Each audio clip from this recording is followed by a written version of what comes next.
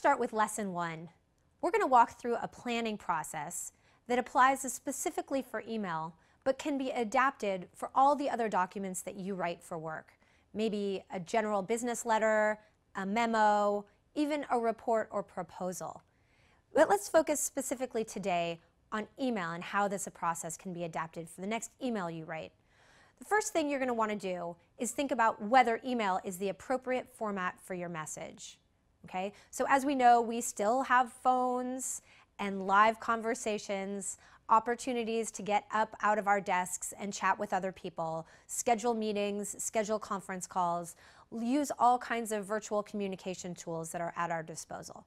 So deciding whether email is the appropriate format is an important first step. You also want to make sure that the information isn't sensitive or confidential. As a quick reminder, your email could of course be forwarded to anyone at any time.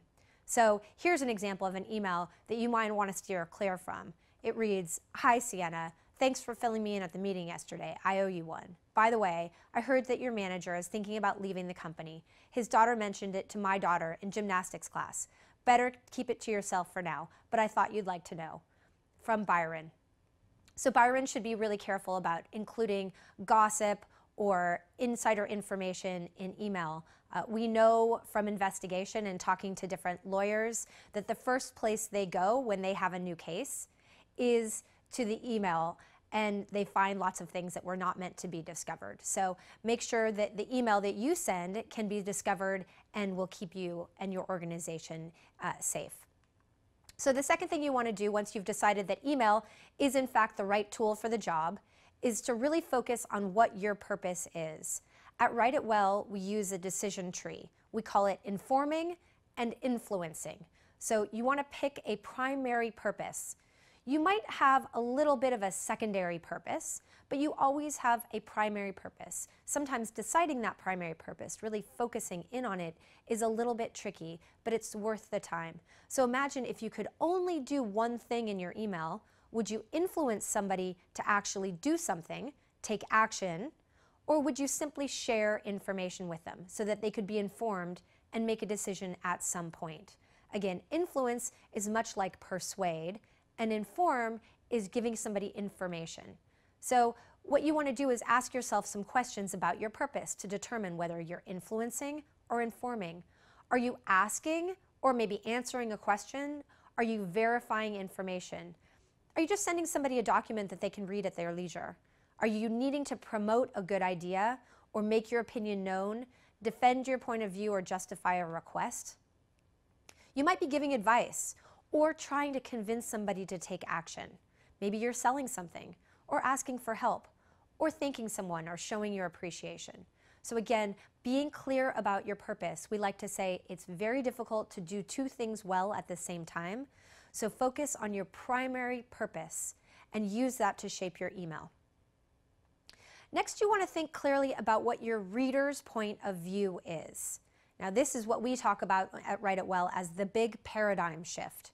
So instead of collecting information and then simply sharing it or shoveling it towards the next person, we're going to flip that paradigm and think more carefully about what it is our reader wants to know. What do they care about?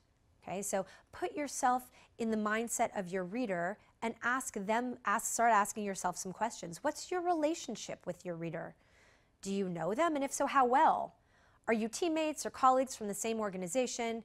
Is your reader your manager, a client, a prospective client? Are they expecting this message? Is this the first one on this subject or part of an ongoing exchange? How much do they know or not know? Do they have background information? Are they technical, and is this technical content? All right, but don't stop there. Keep asking questions about your reader. Are they likely to use it or take action to make a decision or be informed? Maybe they're going to forward it on to somebody, in which case you want to think about the next reader that will come in contact with your email. What's their interest in this subject? What issues could the message raise? How are they likely to feel about it? Will it be surprising, upsetting, put them in a difficult position? So really think long and hard about your reader and understanding their interests. Sometimes we don't know that much about our reader. What can we do if we don't know that much about them? Well, the first thing we can do, maybe even a quick Google search or checking in on LinkedIn or finding somebody who knows that person. Of course, if the stakes are high, it's worth doing some primary research to find out who is this person, what are their primary interests, goals, and objectives, and how do you think your message should be structured to get the best response from them, okay? Some people need more background information than others. We work on email and different communication issues around the world, and we know that culture and language affects the way people communicate, of course. So think about what kind of background information your reader might want or need. Some people, again, have less technical knowledge, so make sure that your message to non-technical people is easily consumable. And again, check in again about your purpose. Is your purpose to inform certain people and persuade others? You're going to do that hard work of determining exactly what your message is designed to do.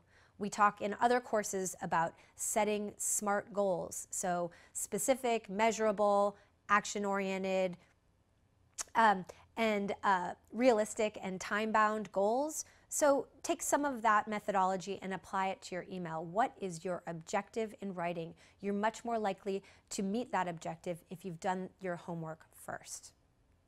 Okay, so you've done this work around learning about your audience, maybe even breaking your audience into shorter emails. We'll talk later on about how close you can get to your audience in terms of creating more messages but to smaller audiences. That's definitely a tool to get a better response. And instead of sending out a large email or a single email to a large audience, get as close as you can to your audience again and know as much as you can about them. Through this process, you're also asking yourself, how do people read email in general?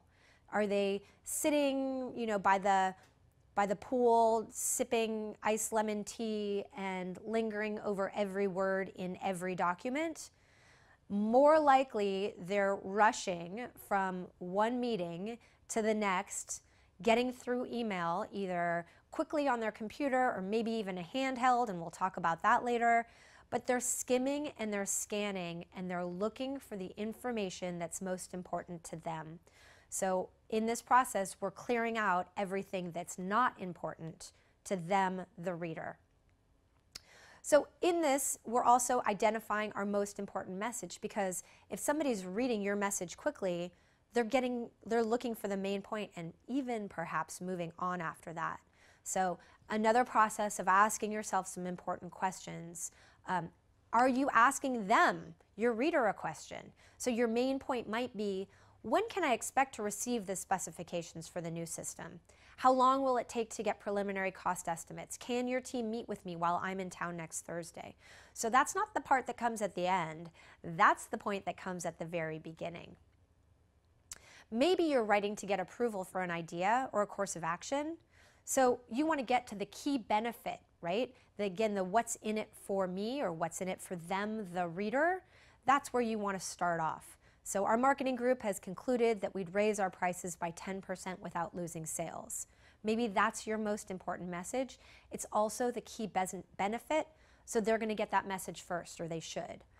The task force recommends that we include a gym in the design of the new site. Okay, that's your most important message. Maybe it's, if you agree to add 4 weeks to the project timetable, we can take advantage of seasonal discounts for workout equipment. Okay, again, benefits help with most important message, right? If there's a benefit in there for the reader, that should be part of your most important message. And again, we like to include all the information in our general correspondence, in our emails, our reports, our proposals, but that's not what your reader wants. Your reader needs the information that interests them or that they need to move a project, a decision, a work group, a plan forward. So again, weed out the information that they don't need. That's hard work, but let's use an example here. Sarah wants to tell a prospective consultant, Jeremy, that her team is considering his firm for a project. So her main point is that our management team was impressed with Jeremy's presentation, and his firm is one of 3 finalists for the project. So Sarah thinks about what questions Jeremy's likely to have. She drafts this list of questions as a strategy to group her ideas. She's thinking, he's wondering what information was most useful. What else do you need from us? And he probably wants to know when we're going to make our decision. So she uses those questions to shape her response or her message back to Jeremy. So she answers the questions to create a structure, right? So her answer is, your experience with projects like ours and the way you handled problems was probably your biggest strength, all right? So she still wants the bios of proposed subcontractors. That's what she's missing. And she's going to give him a decision in 2 weeks. So that's the important information. And she's going to use that information to craft her response, right? So, dear Jeremy, our management team was very impressed with the highly informative and entertaining presentation you gave. I'm pleased to tell you that your firm is one of the 3 finalists. Then she's remembering he probably wants to know what they did well. So she gives him some feedback. The factors that weigh heavily in your favor are your experience with projects like ours and the way you handled the problems that came up during those meetings. And then she wants to tell him what she still needs. Before we make our final decision, we need one more thing from you: biographical information about your proposed subcontractors. We hope to make a decision within 2 weeks. So she's answered his questions, right? He's likely to feel pretty satisfied by that response for a bunch of reasons, because she's gone through and she's organized her themes, the questions, and she's hung the ideas or the responses in a very logical, organized way. So sometimes we get stuck in some part of this process, and when we get stuck or find ourselves rewriting or recrafting emails, you want to stop and ask yourself some questions. First, did you jump right into the writing without thinking about your purpose, audience, main point, and the questions you're trying to answer? Did you add any extra information? Have you shifted direction midstream? Are you trying to present too much information? Do you have several unrelated messages to convey, or are you writing to multiple readers with different needs? Okay, so this is an important set of questions that you definitely want to ask yourself. If you find yourself, copying and pasting and moving around and rewriting, this is where we waste time. If we don't do planning, we say over and over again, planning is like money in the bank. It saves you time in the long run. So go back and do some planning to figure out, again, what does your audience care about? What's your purpose? What's your main point? What are you trying to achieve? Sometimes email templates will save you time in the process. Of course, sometimes we're writing the same message over and over again, and email templates can, in fact, reduce the rewrites or the creation of our email. Of course, be really careful when you're adapting your message to a template. Why? I just got one last week that was a templated form, but the person who crafted it or customized it for me made a kind of an omission, put me in the wrong group, and it really, in my estimation, eroded her credibility. So you have to make sure that when you're using templates, you're plugging in the right information, and of course you have gone over them to proofread. It's important to proofread every message. This is a key here, adapting your email for mobile devices. We talked earlier about how people actually read email today, and a large portion of email is processed on different devices. So your iPhone, your tablet, whatever you're checking email on. Email specifically, so what are some tips? What have we learned from this process of reviewing? We've learned that you want to keep your messages short. So especially when there's a chance somebody's going to receive an email, a long email on a handheld device, they're likely to swipe it, minimize it, and you can only hope they come back to it, right? So the best chance is to keep it short. Reduce the need for lengthy responses. Again, I said earlier on that email is a highly transactional tool. So if this is going to require, if your message is going to require a lengthy response, good idea to take the conversation off email. So maybe you're providing some background and asking for a meeting or for a phone call or for a casual conversation, a walking lunch. Make sure this email isn't important enough to send right away. So maybe it's something that you don't want to craft on your own handheld, or you don't want somebody to receive on theirs. So make sure maybe you know when they're going to be in their office, and you can forward the email to them or send it to them when you know you're going to have the time and space for them to see a more complex email. Attachments, we send lots of files back and forth all the time, especially if you think somebody's going to read your message on a handheld device or on any sort of mobile device. You want to call out the fact that there's an attachment and describe it. Give somebody a quick idea of what's in your attachment and why they should download and review it. Okay, that's kind of a general rule for, and we'll get to this in a moment, but you want to make sure that you've alerted readers when you have an attachment and why, again, it's important.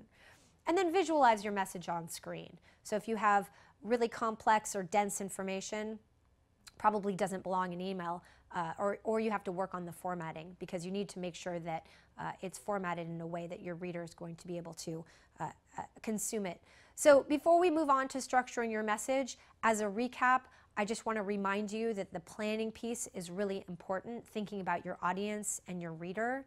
People do form impressions of you based on the email that you send. We have data on this. Our data shows that people do form negative impressions of senders and of their organization if they receive careless, sloppy, poorly planned email. And the numbers are quite staggering. So make sure you've taken the appropriate amount of time based on the importance of the message and the audience to craft the email so that it gets the kind of response and forms the kind of impression that you want it to.